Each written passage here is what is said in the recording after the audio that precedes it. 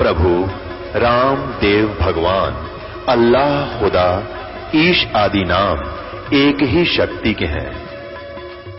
वो कैसा है, कहां है, कैसे मिलता है, किसने देखा है?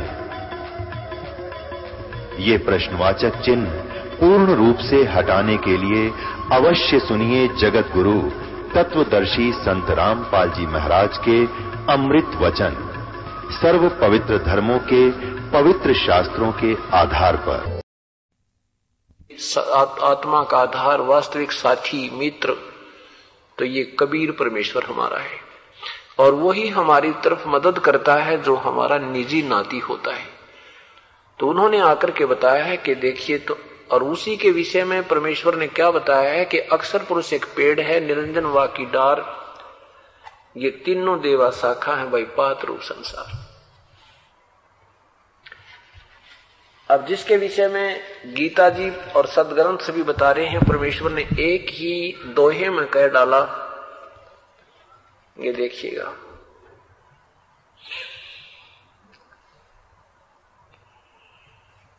ये यहां से ऊपर ऊपर जो है ये वृक्ष कहलाता है।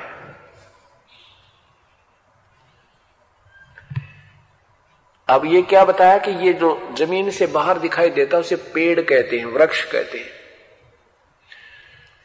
अक्षर वृक्ष, अक्षर क्या बताया कि अक्षर पुरुष एक पेड़ है, ये अपने पेड़ दिखाई देता है, ये तना, ये तो अक्षर पुरुष अर्थात ये परब्रह्म है, और ये मोटी डार उससे निकली है, ये ब्रह्म समझो, ये क्षर पुरुष है। और उस क्षर पुरुष के ब्रह्म यानी ज्योति निरंजन के आगे तीन शाखाएं, ये ब्रह्मा विष्णु महेश, रजगुण ब्रह्मा, सतगुण विष्णु, तमगुण शिव जी, ये तीनों शाखाएं। और परमेश्वर ने 600 वर्ष पहले ये अमर वाणी बोली थी, अमृत वाणी बोली थी, जो आज सभी सदग्रंथों ने प्रमाणित कर दिया, समर्थन किया। अक्षर पुरुष एक पेड़ है, निरंजन वाकी डार, तीनों देवा शाखा है, ये पात रूप संसार। और ये फिर क्या रहा ऊपर, ये जड़ मूल रूप कौन है? ये परम अक्षर ब्रह्म, ये पूर्ण ब्रह्म सतपुरुष है, ये परमेश्वर कबीर देव है। अब इसी का प्रमाण आपके समक्ष पवित्र गीता जी उस भगवान को प्रमाणित करेगी, और ये भी प्रमाणित करेगी कि वो संत है कौन, कैसा होता है, परम संत की क्या पहचान होती है। पवित्र गीता जी अध्याय नंबर 15 अध्याय 15वां। ऊर्ध्व मूलम अधः शाखम अश्वत्थम प्राहु अव्यम छंदासी यस्य प्रणानी यह तम वेद स वेदवित। ऊपर को जड़ वाला, ऊर्ध्व माने ऊपर, मूलम माने जड़ वाला, मूल वाला, अधः शाखम नीचे को शाखा वाला, ये एक संसार रूपी वृक्ष कहलाता है। और इसको सब जड़ से लेकर के टहनी पत्तों तक भी जो ज्ञान करा देता है, सह वेदवित, जो इसको तम वेद यानी उसको जो जानता है इस सारे वृक्ष को, सह वेदवित, वो तत्वदर्शी संत है, वो वेद के जानने वाला है। आदि पुरुष परमेश्वर मूल वाले अनुवाद किया गया है। अधः शाखम, अधः माने नीचे को लिखना था, इन्होंने तो गोलमोल करने का ठेका ले रखा था। इन्होंने ब्रह्मा रूप मुख शाखा वाले नहीं, अधः माने नीचे होता है। अधः, अध माने खाना भी होता है, लेकिन अधः ये देखो इन्होंने खुद किया, अधः माने नीचे। तो यहां भी हम ऊर्ध्व माने ऊपर, यहां फिर देखो अधः माने नीचे, अधः शाखम, अधः शाखम नीचे को शाखा वाला। संसार रूपी पीपल के वृक्ष को अविनाशी कहते हैं, वेद जिसके पत्ते कहे गए हैं। और तम मन उस संसार रूपी वृक्ष को जो संत जो पुरुष, जो व्यक्ति मूल सहित तत्व से जानता है, सह वेदवित, वो वेद के तात्पर्य को जानने वाला है। वो समझ लेना कि वो वेद को भी वही जानता है और वेद ने को जानता भी नहीं। अब वो समय आ गया है कि जो बिल्कुल अंधेरा हट जाएगा। जिन्होंने परमात्मा चाहिए वो प्राणी नहीं रहेगा, पीछे नहीं रहेगा, उसको वस्तु मिल जाएगी। ठीक है, ये हमारा दुर्भाग्य रहा कि अब हम, जैसे आज कथा दिन में सुनाई थी माई की, कि 3-4 संत बदल करीब हम ढीठ तक हो चुके हैं। कोई बात नहीं। अब दिन में एक और आपने प्रसंग सुना था कि जीवा और दत्ता का। परमात्मा ने कहा था कि भाई मैं पहले भी आ सकता था जीवा और दत्ता, और मेरे आते ही ये तुम्हारी ये सुख की वृक्ष की टहनी हरी भी हो सकती थी, लेकिन उसमें कोई और भी संत तुम्हें टटोलना बाकी रह रहा होता ना, तो आप ये सोचते एक संत और रहता है, शायद वो और बढ़िया पा जावा इस संत से भी, तो उस समय आपकी भक्ति समाप्त हो जाती, मेरे से नाता टूट जाता। बेटा तुम कितना योग्य नहीं रहते। अब मैं इस समय आया हूं तुम्हारे पास कि तुमने सबका जाड़ा ले लिया, तुम सब संतों के पास घूमकर थक चुके हो, इसलिए मैं अब बाद में आया हूं। अब तुम बिल्कुल निर्भय होकर और निसंशय होकर के मेरे चरणों में लगे रहोगे बच्चों, तुम्हारा बेड़ा पार हो जाएगा। तो परमात्मा ने अब यही दया की है कि सभी, काल तो अपनी चाल चाल है, काल तो परमात्मा के सामने एक बालक है, चींटी है, और वो समर्थ परमेश्वर जिसने सारे ब्रह्मांड रच के इसको दे रखे खिलौने।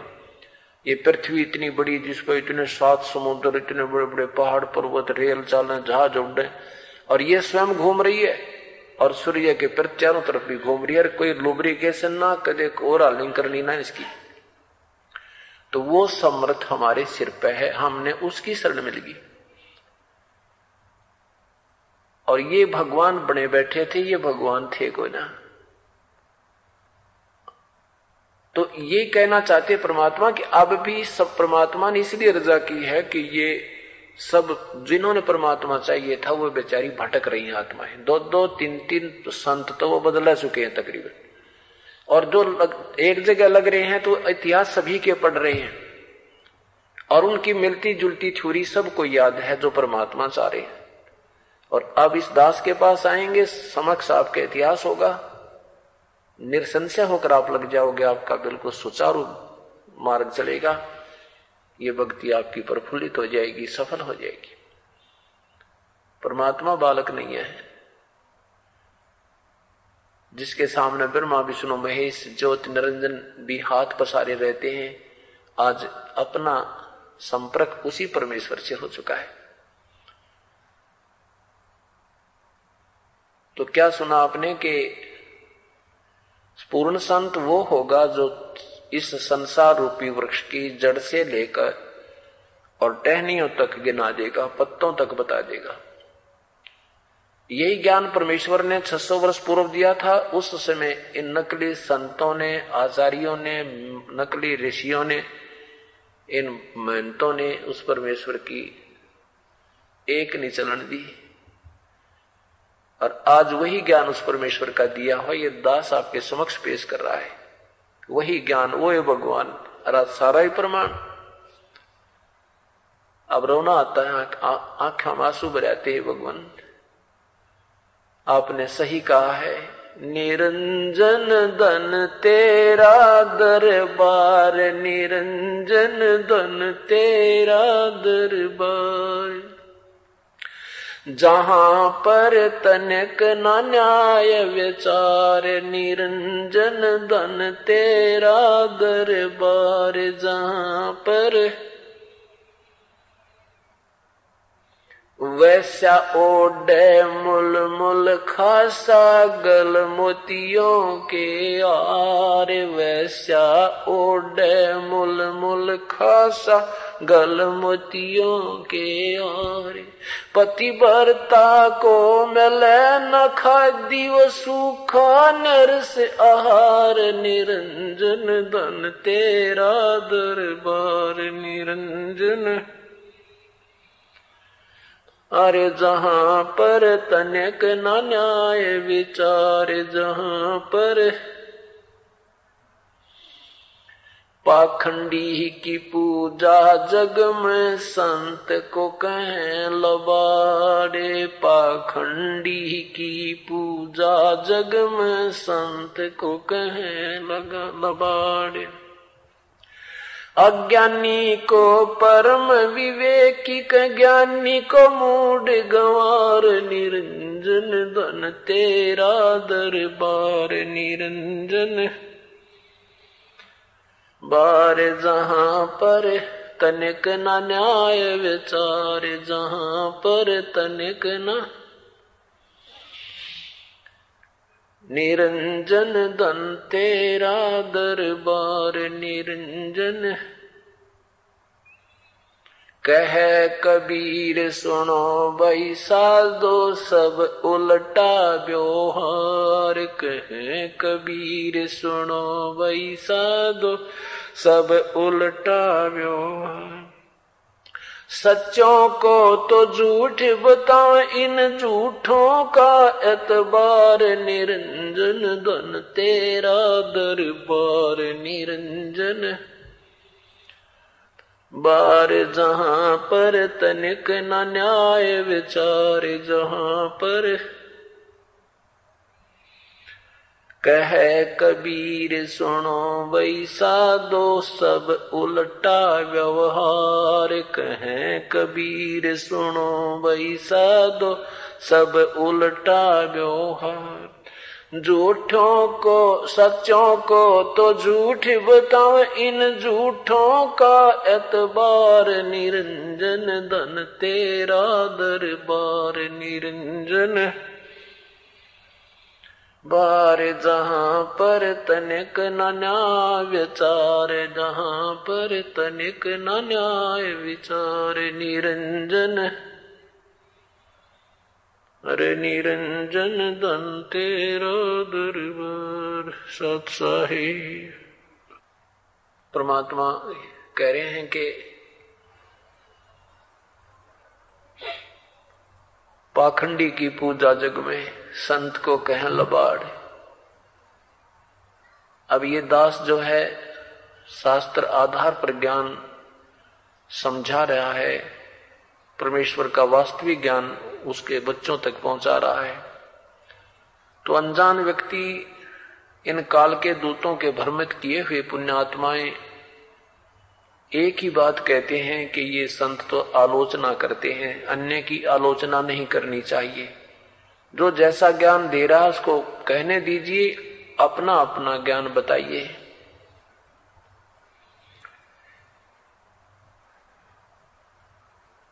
अब किसी टीचर ने, किसी अध्यापक ने कोई सवाल गलत हल कर रखा है और दूसरा अध्यापक आता है, उसको कहता है बच्चों ये तुम्हारा जो सवाल ठीक हल नहीं हो रहा।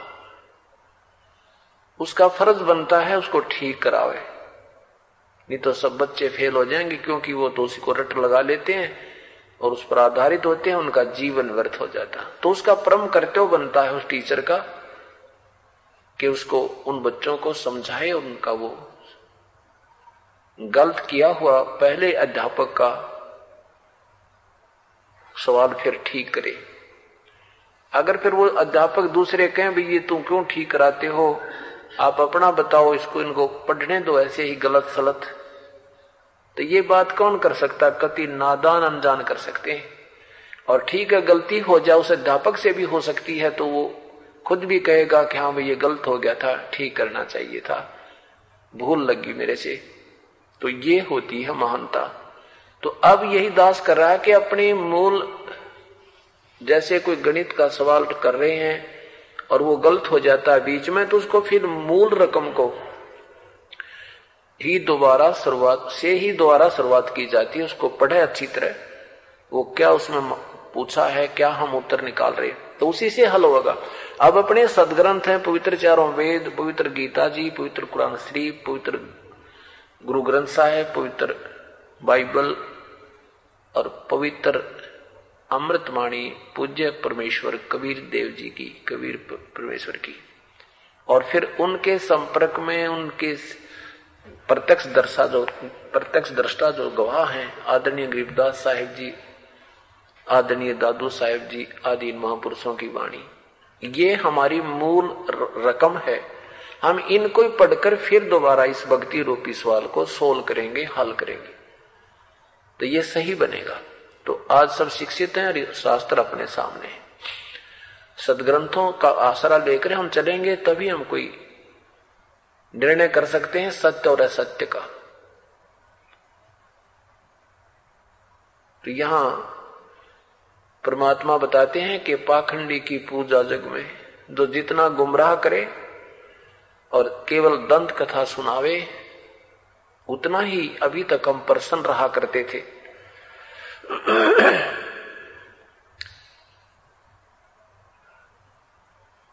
और ज्ञानी को, अज्ञानी को परम विवेकी और ज्ञानी को मूढ़ गंवार निरंजन धन तेरा दरबार।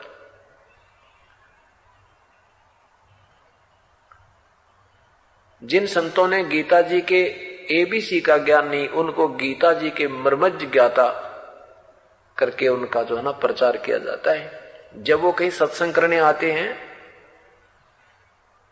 तो उनके विषय में लिखा जाता है कि गीता जी के मर्मज्ञ ज्ञाता। अब पता चला वो कैसे ज्ञाता थे, क्या जानते थे। वो तो बिल्कुल नादान थे और दंत कथा सुना के और प्रशंसा के पात्र बने हुए थे। परमेश्वर कहते हैं कि कहे कबीर सुनो भी साधो, यहां सारा उल्टा व्यवहार और सच्चा न तो झूठ बतावें, इन झूठों का एतबार। क्योंकि परमात्मा सच कहा करते थे, वो कहते थे झूठ बोल रहा है, ये क्या जाने वेदों के विषय में। तो परमात्मा अब उस अतिथि में जो आज तो आप शिक्षित हो, हम तुरंत प्रमाण देकर के आपको संतुष्ट कर सकते हैं। उस समय सतिथि देखो जो परमात्मा ने प्रयत्न किए थे। केवल ये पाखंडी लोग शिक्षित थे, इनको शास्त्रों का कह का ज्ञान नहीं था।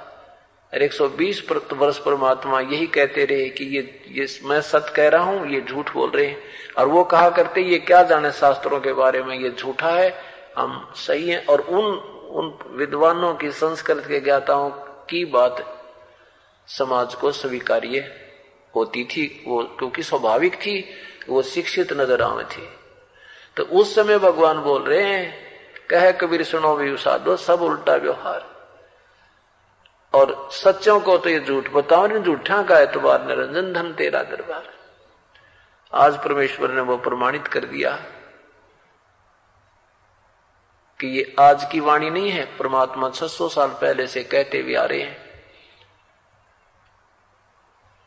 तो इस प्रकार ये बात अभी तक बिगड़ी रही। अब पूर्ण संत जो सर्व ब्रह्मांडों के बारे में, उल्टे लटके संसार रूपी वृक्ष के बारे में हमें बतावेगा, वो समझो तत्वदर्शी संत है। सृष्टि रचना के विषय में आपको सुनाया था।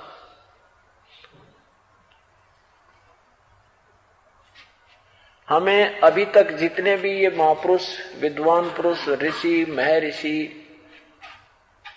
और जितने भी जिन संतों का बोलबाला रहा है, उनको अभी तक सृष्टि रचना के विषय में कोई जानकारी नहीं थी। केवल उन महापुरुषों को छोड़कर जो परमात्मा से सीधे परिचित हुए थे, उन्हीं की कृपा से उन्होंने सतलोक देखा था, सचखंड देखा था और उस परमात्मा को यहां भी देखा था। उनके अतिरिक्त बाकी किसी को ज्ञान नहीं था। बाकी ये जो ज्ञान था अभी तक छुपा के रखना था। परमेश्वर ने स्पेशल कहा था उन महापुरुषों से कि अब ये ज्ञान अभी किसी को बताना नहीं है।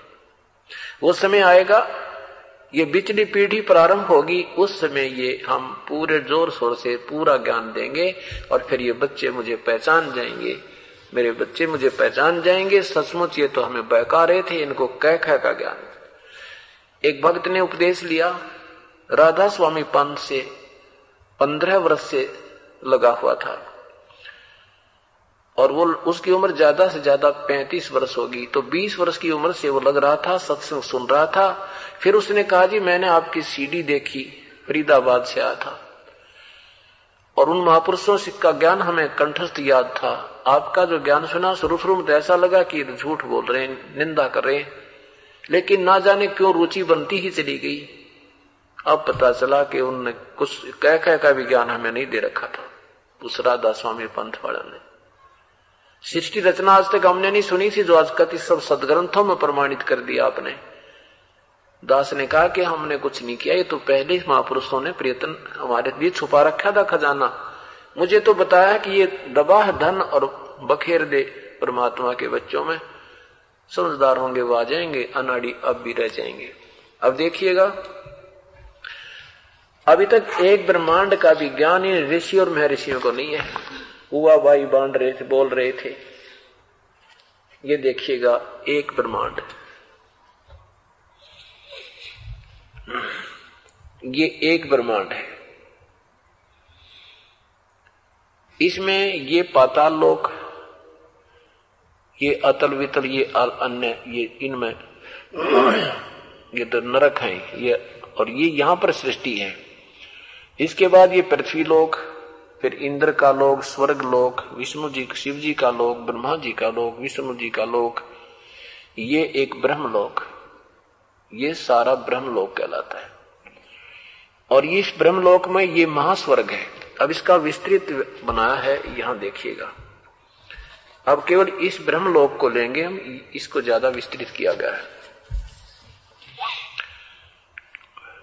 ये जो आपने ये यहां हमने संकेत सा किया था, उसमें ये महास्वर्ग ये इतना ही दिखा रखा, और ये स्थान अलग है, ये बहुत स्थान है, ये बहुत कम है, फिर भी यहां एक विस्तृत दिखाने के लिए इसको बनाया गया है। ये एक ब्रह्मलोक है, ये सारा, और इसमें ये एक महास्वर्ग है। इसमें इस महास्वर्ग के अंदर इंद्र, महाइंद्र का द्वीप, एक नकली सतलोक, नकली अलखलोक, नकली अगमलोक, नकली अनामी लोक की रचना इस काल भगवान ने माया के द्वारा करवा रखी है। और इस माया का ये द्वीप अलग है, इससे भिन्न है। ये 88,000 खेड़े हैं, द्वीप हैं। ये सपतपुरी यानी 7 और नगर हैं यहां पर, जहां पर धरु यहां का शासक है। और यहां ये दुर्गा का लोक है। फिर ये जो स्थान है जहां निरंजन ने, ज्योति निरंजन काल ने अपने 3 स्थान बना रखे हैं, ये रजोगुण प्रधान क्षेत्र, ये सतोगुण प्रधान क्षेत्र, ये तमोगुण प्रधान क्षेत्र। यहां पर ये स्वयं सतोगुण रजोगुण प्रधान क्षेत्र में स्वयं महाब्रह्मा महासावित्री रूप में, स्वयं महाब्रह्मा रूप में रहता है, दुर्गा को महासावित्री रूप में रखता है। इन दोनों के संयोग से जो पुत्र उत्पन्न होता है उसका नाम ये ब्रह्मा रख देते हैं, उसको रजोगुण युक्त कर देते हैं। फिर जब ये सतोगुण प्रधान क्षेत्र में आता है, यहां पर ये स्वयं, अब इसमें अच्छी तरह समझ में आएगी, तो यहां ये स्वयं महाविष्णु रूप में होता है और दुर्गा को महालक्ष्मी रूप में रखता है। इन दोनों के संयोग से जो पुत्र उत्पन्न होता है उसका नाम विष्णु रखते हैं और उनको अचेत कर देते हैं, बेहोश कर देते हैं। जब तक ये जवान छोटे छोटे बच्चों को होते हैं, जब बेहोश कर देते हैं, फिर इनको बड़ा होने पर चेत करते हैं। फिर ये तमोगुण प्रधान क्षेत्र है, इसमें यही ज्योति निरंजन सदाशिव महाशिव रूप में रहता है, दुर्गा को मां पार्वती रूप में रखता है। और यहाँ दोनों के संयोग से जो पुत्र उत्पन्न होता है उसको तमोगुण युक्त करके उसका नाम शिव रख देते हैं और बेहोश कर देते हैं। युवा होने पर फिर इनको ये होश में लाते हैं। जब ये बच्चे सियाने हो जाते हैं, बड़े हो जाते हैं, तो दुर्गा इनकी शादी कर देती है काल के आदेश से, और ये काल गुप्त हो जाता है। यहां इस लोक में ये कोई नहीं जा सकता। इन स्थानों पे दुर्गा भी नहीं जा सकती इसके आदेश बिना। अब ये स्थिति समझो, ये यहां से इन्होंने बंद कर रखा काल ने, ये इस स्थान पर कोई नहीं जा सकता बिल्कुल भी। इनकी ही कृपा से, इसकी शक्ति से इनको यहां से कभी झटके दिखाने हो तो ये घुमा फिरा देते हैं, एक दूर दूर से दिखाई देता है। अब ये एक ब्रह्मांड है,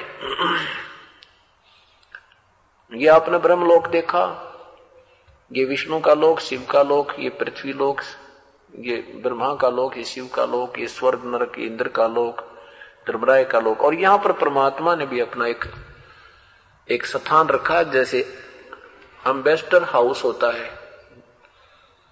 राजदूत, जैसे राजदूत होते हैं ना हर एक देश का, हर एक देश में, ऐसे ही परमात्मा ने भी अपना यहां एक अन्य रूप धारण करके ऐसे स्थान बनाया है जहां ये कोई नहीं जा सकता, ना ज्योति निरंजन जा सकता, ना कोई अन्य जा सकता। ये एक ब्रह्मांड आपने देखा, और एक ब्रह्मांड में इन 3 लोकों के ऊपर ब्रह्मा विष्णु महेश एक एक विभाग के मंत्री हैं। ये पाताल लोक, पृथ्वी लोक जिसपे हम रहते हैं, और ये स्वर्ग लोक, और इनके अपने भी अलग से राजधानियां हैं तीनों भगवानों की। और ये तीनों की यहां शादी करके और यहां इनको छोड़ रखा है, केवल एक एक विभाग के मंत्री हैं, और ओवरऑल कंट्रोलर एक ब्रह्मांड का इनका पिता ये ज्योति निरंजन है। अब ऐसे ऐसे 21 ब्रह्मांड हैं इस ज्योति निरंजन के काल के।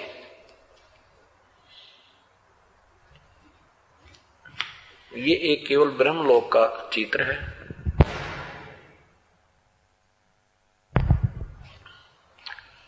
ये भी आपने केवल ब्रह्मलोक देखा था, उसका चित्र है। ये महाइंद्र का द्वीप, नकली सतलोक, नकली अलखलोक, नकली अगमलोक, नकली अनामी लोक, ये दुर्गा का लोक, ये 88,000 खेड़े, 88,000 द्वीप हैं, ये सप्तपुरी, और यहां पर ये काल रहता है एक ब्रह्मांड में, जो एक ब्रह्मलोक आपने देखा था। अब ऐसे ऐसे 21 ब्रह्मांड हैं इस ज्योति निरंजन के। इसने क्या किया है कि 5 ब्रह्मांडों का एक ग्रुप बनाया है, एक समूह बनाया है, उसको महाब्रह्मांड का नाम दिया है, और इनको चारों तरफ से रोक रखा है। ऐसे ऐसे ये 4 महाब्रह्मांड बनाकर 20 ब्रह्मांडों को रोक दिया, और इसके बाद फिर ये अलग से इसको गोलाकार में रोक के, और ये स्वयं इनसे भी बाहर रहता है। यहां इसने एक महाब्रह्मांड जितना स्थान लेकर के नकली सतलोक, अलखलोक, अगमलोक, अनामी लोक की यहां भी रचना की है।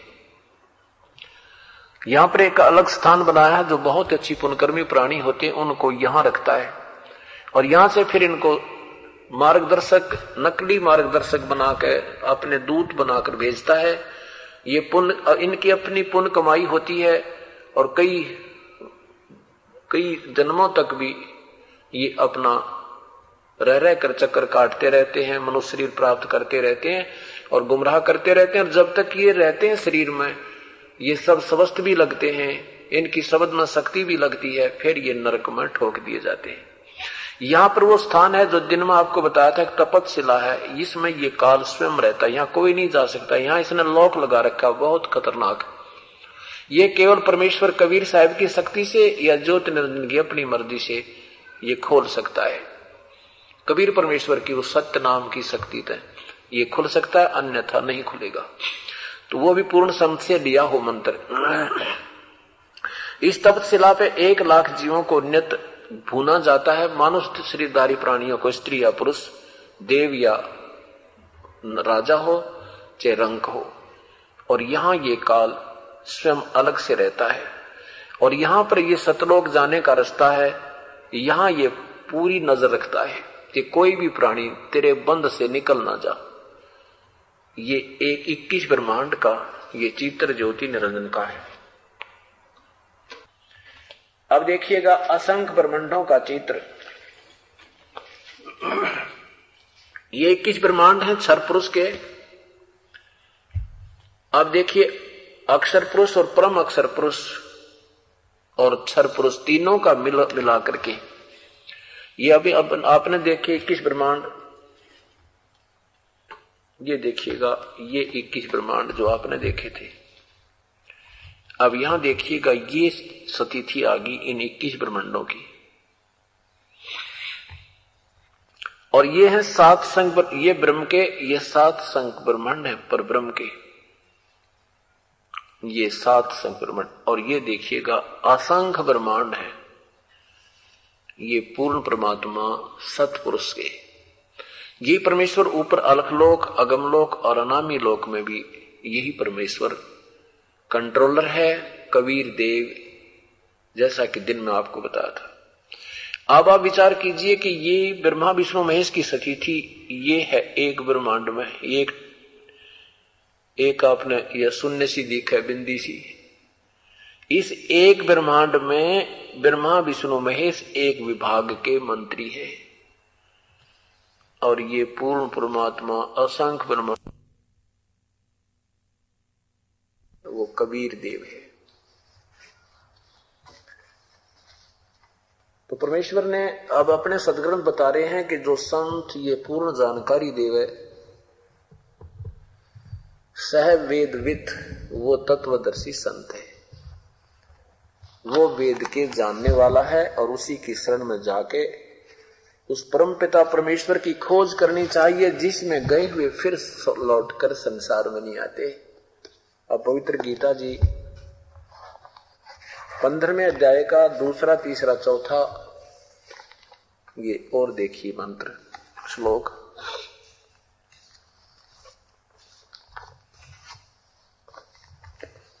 अभी आपने पहला श्लोक आपने देखा कि जो संत आदि पुरुष परमेश्वर मूल वाले, ऊपर नीचे को शाखा वाले,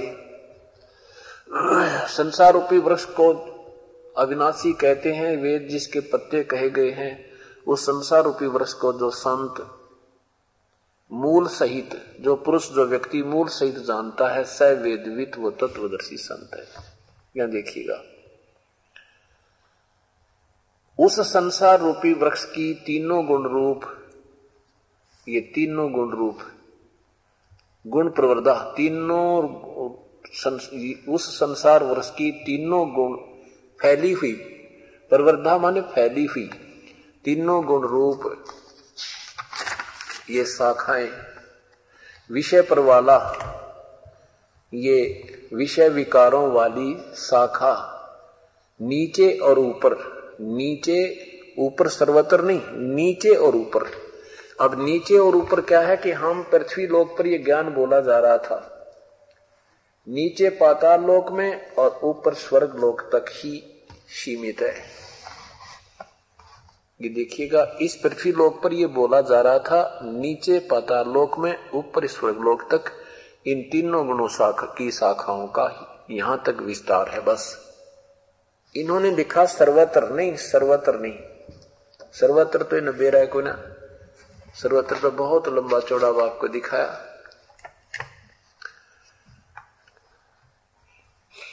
यहां देखो, अधः माने नीचे, ऊर्ध्व माने ऊपर, बस प्रसरता माने फैली हुई है मनुष्य लोक में, और कर्मों के बंधन में, कर्मानुबंधनी मूलानी, कर्मों के बंधन में प्राणियों को उलझाने के लिए भी ये तीनों भगवान, तीनों गुण, रजगुण ब्रह्मा, सतगुण विष्णु, तमगुण शिव जी, यही मुख्य कारण है।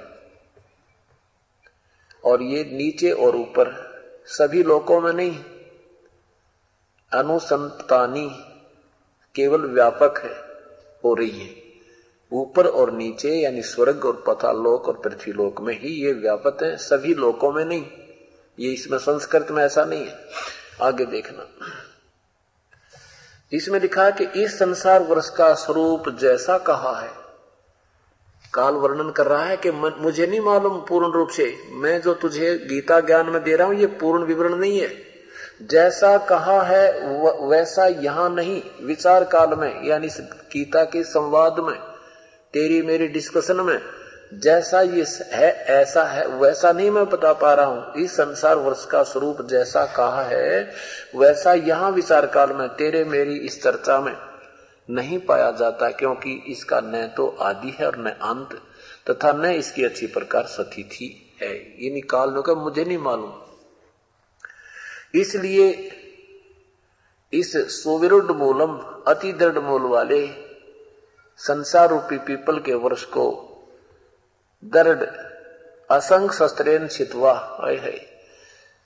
अब असंग शस्त्रेन यानी इस तत्व रूपी ज्ञान रूपी शस्त्र से काट के, अर्थात उस तत्वदर्शी संत की शरण में जाकर उससे अच्छी तरह इसका निर्णय किया जाता करके काट कर है, यानी परम संत की शरण में जाने के बाद उसके पश्चात यानी पूर्ण रूप से समझ कर उसके पश्चात उस परम पद रूप परमेश्वर की भली भांति खोज करनी चाहिए,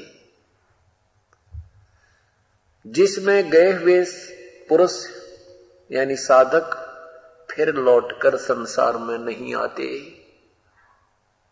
अर्थात पूर्ण मोक्ष प्राप्त कर लेते हैं। और जिस परमेश्वर से इस पुरातन संसार वृक्ष की प्रवृत्ति विस्तार को प्राप्त हुई, अर्थात जिसने संसार रूपी वृक्ष को यानी सब ब्रह्मांडों को रचा है, वह परमात्मा पूर्ण है और उसी आदि पुरुष नारायण की मैं शरण हूं। इस प्रकार दृढ़ निश्चय करके उसी परमेश्वर का मनन और निधिध्यासन करना चाहिए। स्पष्ट किया, गीता बोलने वाला भगवान कह रहा है कि मैं भी उसी की शरण में हूं और उसके जहां जाने के बाद फिर पुनर्जन्म नहीं होता। अपने विषय में कहा कि अर्जुन तेरे और मेरे बहुत जन्म हो चुके हैं, तू नहीं जानता मैं जानता हूं।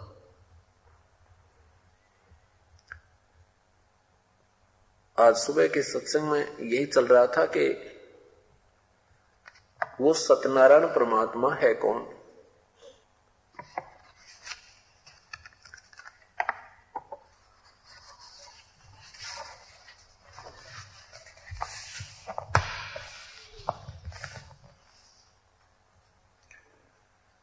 तो अब आपको पता चला कि पूर्ण संत कौन होते हैं, पूर्ण परमात्मा कौन है।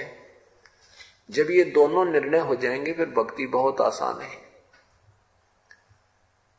हमने पूजा साधना वही करनी जो अपने सदग्रंथ बता रहे हैं। पवित्र गीता जी अध्याय नंबर 16 के मंत्र 23 में लिखा है कि शास्त्र विधि को त्याग कर जो मनमानी पूजा करते हैं, मनमाना आचरण करते हैं, उनको न तो कोई सुख होता है, न उनकी कोई कार्य सिद्ध होता है और न ही उनकी कोई गति होती है, अर्थात यूजलेस, व्यर्थ। इसलिए अर्जुन भक्ति मार्ग में तेरे लिए जो साधनाएं नहीं करनी चाहिए और जो करनी चाहिए, जो त्यागने वाली या ग्रहण करने वाली, उनके लिए शास्त्र ही प्रमाण है और कोई दूसरा आधार मत मानना। और ये वर्तमान के संत कहते हैं, विशेषकर ये राधा स्वामी पंथ वाले ने घना काम बिगाड़ रखे, धन धन सतगुरु वाले, एक कुएं का पानी है। ये कहते हैं संत तो भाई शास्त्र तो संतों से बने हैं, संत तो अपने शास्त्र अलग ही बनाते हैं। कमाल की बात करते हो। जो हमारे सदग्रंथ हैं ये एक मैप है, ये एक नक्शा है हमारा, और उसी रास्ते से हमने वहां जाना है जो मैप हमारा पहले आकर के महापुरुषों ने हमें बता रखा है। जैसे हम सत्संग करने जाते हैं, कहीं बाहर जाते हैं, तो हमारे से कोई पूछता है कहां से आए हैं संत, तो हम वहां जब जाते हैं तो हम जो बताएंगे अपने आश्रम का रास्ता उनको लिखाएंगे कि यहां से आप वहां चाहिए, वहां से वहां आइए, फिर रोहतक आना, रोहतक से क्रोथा आना, या बरवाला का आश्रम बताएंगे तो जैसे जैसे हिसार पहुंचिए, हिसार से जिस दिशा में, वहां पूरा निर्णय देंगे कि वहां दौलतपुर रोड पर इतने किलोमीटर चल के आपको आश्रम मिलेगा बाईं ओर। तो जो हम नक्शा उसको बनाकर आएंगे और कोई और उसके विरुद्ध बताएगा, कहते हैं संत कोई रास्ता बता दे सब वहीं जाएंगे, नहीं। तो वो गलत बता रहा है। तो ये हमारे महापुरुषों ने सदग्रंथों में पहले ही वर्णन कर रखा है, और वही पवित्र गीता जी, वही पवित्र वेद और वही परम संत हमें मार्गदर्शन करें। तो हमने इसी अनुसार चलना, हमने तो इसके ऊपर चलना था। इसके अलग कोई चल रहा है तो वो शास्त्र विरुद्ध चल रहा है, वो कुमार्ग पर है, वो सही मार्ग नहीं है। तो अब शास्त्र विधि को त्याग कर जो कुमार्ग पर जा रहे हैं और कहते हैं संत कोई रास्ता बता दे वही ठीक होता है, तो उनकी वो दंत कथा है, उनका लोक वेद है। और यही हानि हमें अभी तक उठानी पड़ रही है, क्योंकि हमारे तक शास्त्रों का ज्ञान और यथार्थ ज्ञान नहीं पहुंचा।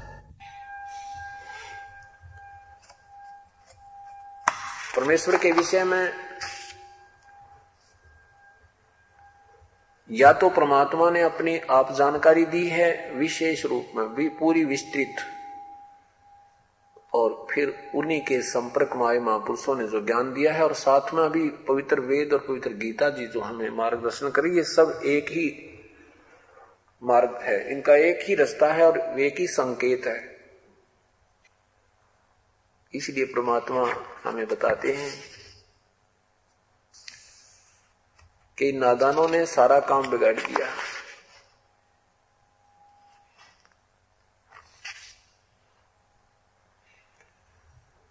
मत तो दे दी है बालम याने नू, मत तो दे दी है बालम याने नू, मत तो दे दी है बालम याने नू, मत तो दे दी है बालम याने नू, मैं तो दे दी है बालम याने नू, मैं तो दे दी है बालम याने नू। गीता और भागवत पढ़े ना बूझे शब्द ठिकाने नू, गीता और भागवत पढ़े नहीं बूझे शब्द ठिकाने नू, मन मथुरा दिल द्वारका नगरी क्या करें बरसाने नू, मैं तो दे दिए बालम याने नू, मैं तो दे दिए बालम, मत दे दिए बालम याने नू, मत दे दिए बालम याने। जब फुरमान धनी का आवे कौन रखे घर जाने नू, जब फुरमान धनी का आया को रखे घर जाने नू, जा सतगुरु का शरणा लीजे जो मेटे जम तलबाने नू, मैं तो दे दिए बालम याने नू, मैं तो दे दिए बालम,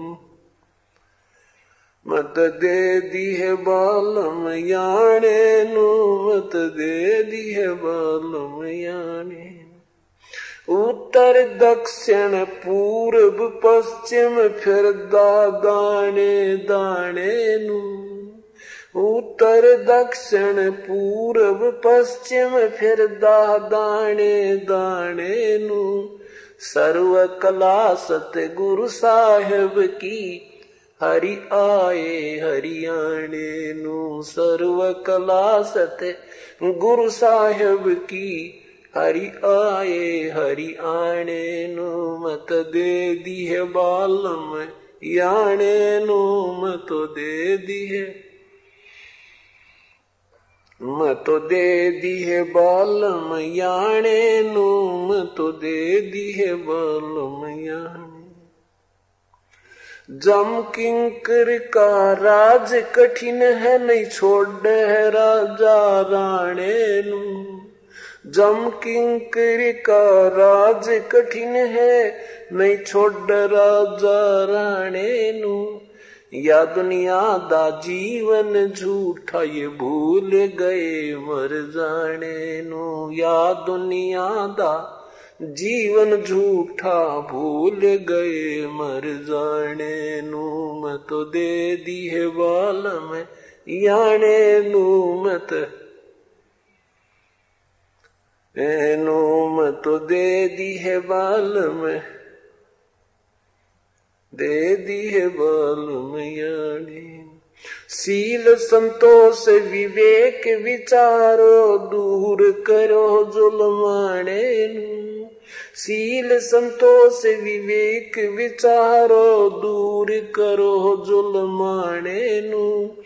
ज्ञान दराज ध्यान दी तुरिया कोई जाने पान रिसाने नू। मत दे दी है बालम याने नू।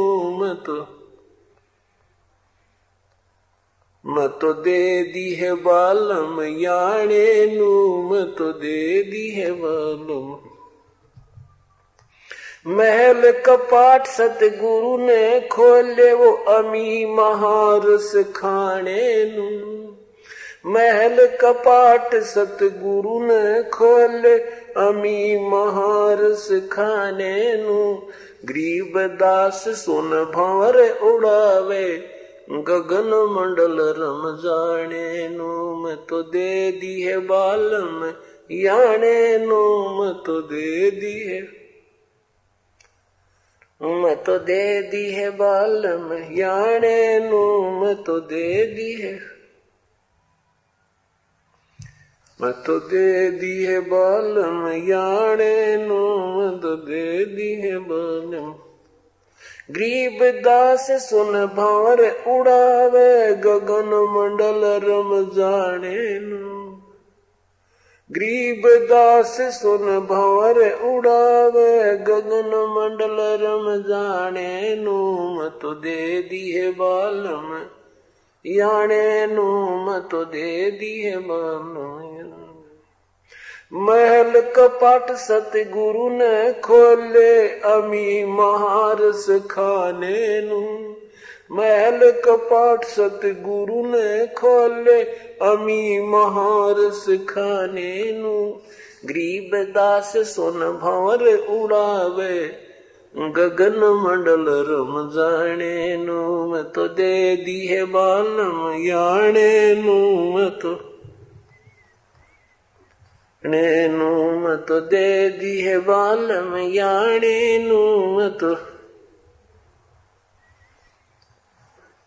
आदरणीय गरीबदास साहिब अपने परमेश्वर बंदी छोड़ कबीर साहिब जी की महिमा गाते हैं और क्या बताते हैं कि ये मन के साथ आत्मा का जोड़ कर दिया और ये मन जो है वास्तविक वस्तु को कम स्वीकार करता है, नकल में विश्वास ज्यादा करता है। आत्मा कंप्लेंट करती है अपने भगवान से, हे परमात्मा मेरे को तो इस याने यानी अनजान इस मन के साथ जोड़ दिया, ये इन खिलौनों को पसंद करता है और उस परमेश्वर के वास्तविक ज्ञान को स्वीकार न करता, ना करने देता है। कहते हैं गीता और भागवत पढ़े नि जाने शब्द ठिकाने नू। अब आत्मा अभी तक जितनी भी आत्मा है ये नकली संतों के द्वारा ही संबोधित की गई और ये मन सभी में ये काल खेल रहा है। तो यहां बता रहे हैं कि गीता और भागवत पढ़े न बुझ शब्द ठिकाने नू। अब गीता और भागवत पढ़े न कह का बेरा को न, ये हमें संकेत क्या कर रही है। मन मथुरा दिल द्वारका नगरी कहां करें बरसाने नू। यदि तुमने भक्ति करनी है तो इस मन रूपी इस मथुरा ने ठीक करो, इसको सेट करो अपने को, इसी को संभालो, इसको भक्ति पर लाओ। युवक इन तीर्थों के ऊपर घूमना व्यर्थ का प्रयत्न है।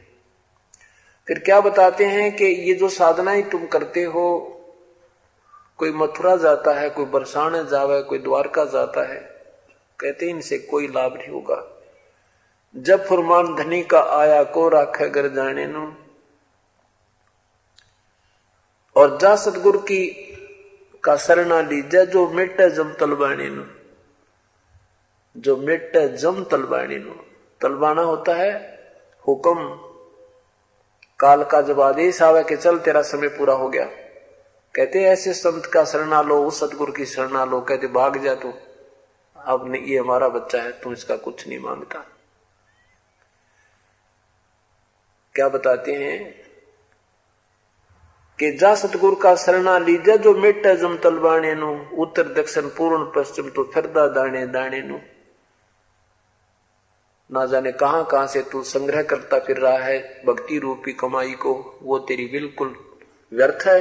और एक परम संत मिल जावे तो एक ही संत से तुझे सर्व लाभ हो जाएंगे। जम किंकर फिर कहते हैं कि सर्व कला सतगुरु साहेब की हरि आए हरियाणे नु, उत्तर दक्षिण पूर्व पश्चिम फिरता दाने दाने नु। सर्व कला सतगुरु साहेब की वो हरि आए हरियाणे नु। सर्व कला, जितने भी ये सब सृष्टि रचना है, जितने भी ब्रह्मा विष्णु महेश निरंजन ब्रह्म परब्रह्म आदि हैं, ये सभी उस परमात्मा की ही कला है, अर्थात इसके द्वारा ये यहाँ भेजे गए हैं। उस परमेश्वर में पूर्ण शक्ति है। सर्व कला सतगुरु साहेब की हरि आए हरियाणे नु। पुण्यात्मा, आज से ये 300 वर्ष पूर्व, लगभग पौने 300 वर्ष पूर्व बोली हुई वाणी है। उसमें आदरणीय गरीबदास साहिब जी ने कहा था हरि आए हरियाणे नु। उस समय ये ज्वाइंट पंजाब था, तो उसमें परमात्मा छुड़ानी में आए थे कबीर परमेश्वर, बंदी छोड़ कबीर परमेश्वर, सन 1727 में। उस समय का जो गरीबदास साहिब जी को मिले थे, सतलोक लेकर गए थे, फिर वापस छोड़ा था, तो वहां उस समय का वर्णन करते हैं गरीबदास साहिब जी। कहते हैं हरि आए हरियाणे नु, जब तो हरियाणा बना भी नहीं था। और उन महापुरुषों की वाणी अब 1966 में सिद्ध हुई, पंजाब का विभाजन हुआ, हरियाणा अलग प्रदेश बन गया। और वही क्षेत्र छुडानी जो है झज्जर जिला, रोहतक जिला, ये हरियाणा में आ गया, हरियाणा स्टेट बन गया। तो यहां बताते हैं कि हरि आए हरियाणे नु, जम किंकर का राज कठिन नहीं छोड़े राजा राणे नु। या दुनिया दा जीवन झूठा भूल गए मर जाने नु, कि इस संसार में तो झूठा जीवन है और उस मृत्यु को तुम भूल गए भाई। जो मौत को तुम भूल गए हो, ये सबसे बड़ी गलती की है। क्या बताते हैं, मौत विसारी बावड़े अचरज किया कौने, तन माटी में मिल जागा जो आटे में लोने। एक समय एक श्रद्धालु अपने गुरुदेव के पास, संत के पास प्रतिदिन जाता था।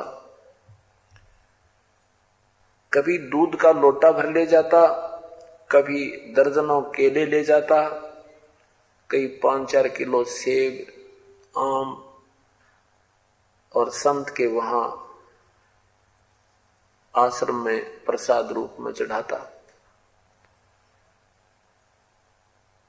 वो अपने गुरुदेव से यानी संत से कहता है कि गुरुदेव, हे संत जी, हे महाराज जी, आप इतने पतले दुबले से हो रहे हो, आपके पास दूध है, कितना दूध आता है, कितने फल आते हैं, क्या आप खाते नहीं? और संत तो फक्कड़ होते हैं, खाओ पियो मौज करे, मस्त रहना चाहिए। अब गुरुदेव को, संत को शिक्षा दे रहा है वो नादान। संत जी ने 1 दिन टाला, 2 दिन टाला, कहा भाई क्या बताऊं, मुझे चिंता रहती है। किस चीज की चिंता है आपको महाराज जी? कि भाई मौत दिखाई दे, मुझे अपनी मृत्यु नजर आ रही है। सेवक ने पूछा कि कितना जीवन शेष है आपका महापुरुष? संत जी ने कहा कि अभी तो 40 वर्ष शेष रहते। तो तो सेवक कहता वाह जी वाह, 40 वर्ष शेष रहते हैं और फिर आज ही चिंता किए बैठे हो आप। 40 वर्ष की उम्र आपकी होगी अभी तो 40 वर्ष की चिंता कर रही, वाह भी वाह, ये तो सभी ने मरना है, यह भी कोई चिंता है? संत होकर चिंता कर रहे हो। एक दिन छोड़ा, अच्छा भाई खाया करेंगे। कुछ दिन के बाद फिर आया, फिर यही प्रश्न। कुछ दिन के बाद फिर आया, फिर यही प्रश्न। संत जी ने सोचा ही पीछा ना छोड़े। अब ये कह रहा है कि मौत तो एक दिन आनी है, इसकी भी क्या चिंता है, तो मरना तो सभी नहीं है। उस संत का एक राजा शेष था उसी नगरी का। राजा से कहा कि आपके नगर में एक सेठ है, उसका ये नाम है और उसने फांसी की सजा सुना दे, पर फांसी तोड़िए मत, 1 महीने का टाइम रख दे। राजा ने अपने गुरुदेव के आदेश से अगले दिन सेठ को पकड़ के, वो जो रोज कान खाया करता, और बंद कोठड़ी में बंद कर दिया और कह दिया कि तू, तेरे ऊपर एक कत्ल का केस है और तुझे 1 महीने के उपरांत यानी 8वें या 6 7वें रख दी उसकी 10वीं के उस शुक्ल 10वीं को तुझे फांसी तोड़ा जाएगा। और सेठ उसने संत ने कहा था कि इसको खाने पीने की कमी मत छोड़िए, दूध और सेब संतरे केले क्याड़े इसका आगे रखिए खूब। अब राजा ने अपने गुरुदेव के आदेश से उसको अंदर कोठड़ी में बंद कर दिया और उसके पास फलों का टोकरा भरे रखे और दूध के 2-3 लोटे गर्म करके रखने, सवेरे शाम न ठा लें। अब जरा रह लिए ना, जो 5-10 दिन शेष रहे उसकी फांसी टूटने के, मृत्यु दंड के, तो संत जी उस कैद में ऐसे घूमते नजर आए। वो जानबूझ कर गए थे। जब उसने देखा गुरुजी घूम रहे हैं तो सेठ ने, उस सेवक ने आवाज लगाई, हे गुरुदेव बचाइयो मुझे, बचाइयो महाराज। अब से संत जी ने देखा कि भाई कौन है तू? कि मैं आपका सेवक, जानते नहीं मुझे, मैं वो फलाना राम। अरे तू भाई इतना कमजोर कैसे हो गया? कहने लगा महाराज जी मेरे ऊपर झूठा मुकदमा बना रखा है, मैं कति निर्दोष हूं। और संत जी ने कहा रे तू इतना कमजोर हुआ कि ऊपर मेरी समझ में नहीं आती, तेरे पास ये फलों का टोकरा भरा, दूध के 2-3 लोटे भरे, क्या तू खाता पीता नहीं? ये भगवान ने एक भी नीचे ना उतरता, क्या हो गया भाई? ऐसी क्या है महाराज जी? मन तो वह 10 तारीख दिखा है नो की ना, वह 10वीं दिखा है, फांसी टूटूंगा मैं तो क्या कर खाऊं? तो परमात्मा ने कहा भाई, जब संत ने कहा निकम्मे, तो मेरे सिर में दर्द कर रहा था कि मरना तो सबने है, मृत्यु से क्या डरना। तो संत ने कहा फिर क्यों डरा भाई मृत्यु से? तो बेटा जो जैसे तुझे या शुक्ल 10वीं दिखा है ना, 1 महीना बाद तेरी जो फांसी टूटना था, तूने उसी दिन से दृष्टि टिकगी कि ये 10 तारीख आई, 10वीं अभी आ जाती है।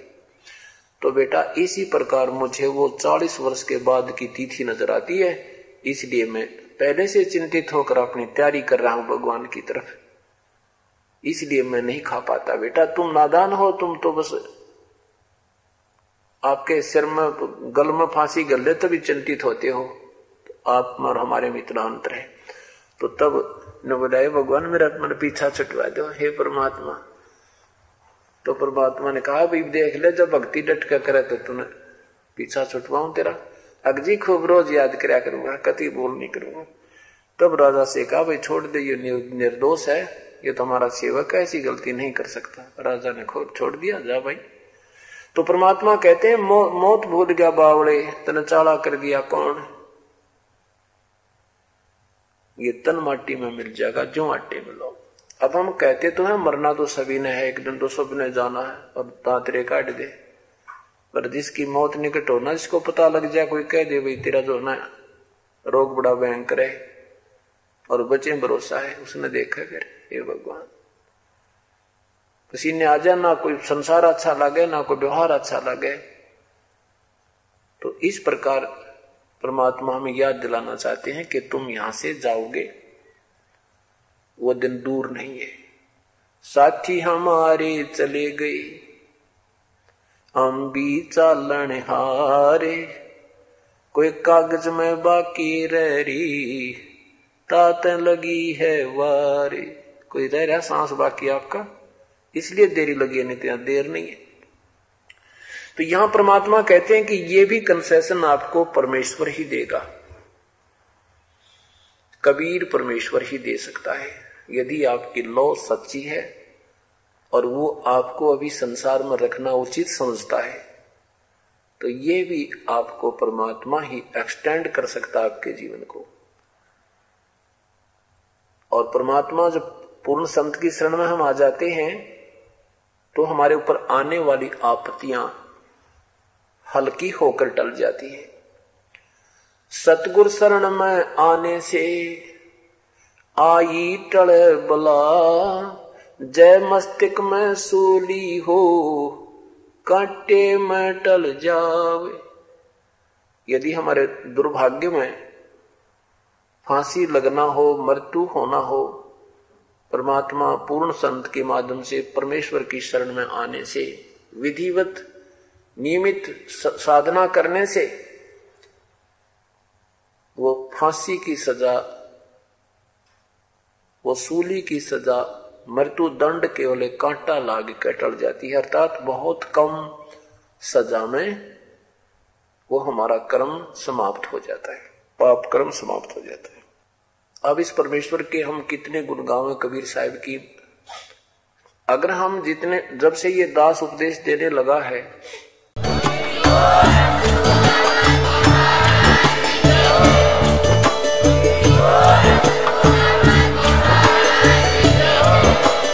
आप सुन रहे थे जगत गुरु तत्वदर्शी संत रामपाल जी महाराज जी के मंगल प्रवचन। अधिक जानकारी के लिए विजिट कीजिए हमारी वेबसाइट www.jagatgururampalji.org। संत रामपाल जी महाराज जी के शुभ आशीर्वाद से पूरे विश्व भर में 500 से भी ज्यादा नाम दीक्षा केंद्र हैं, जिन पर संत रामपाल जी महाराज जी द्वारा ऑनलाइन निःशुल्क नाम दीक्षा दी जा रही है। अपने नजदीकी नाम दीक्षा केंद्र का पता करने के लिए संपर्क करें 8222880541।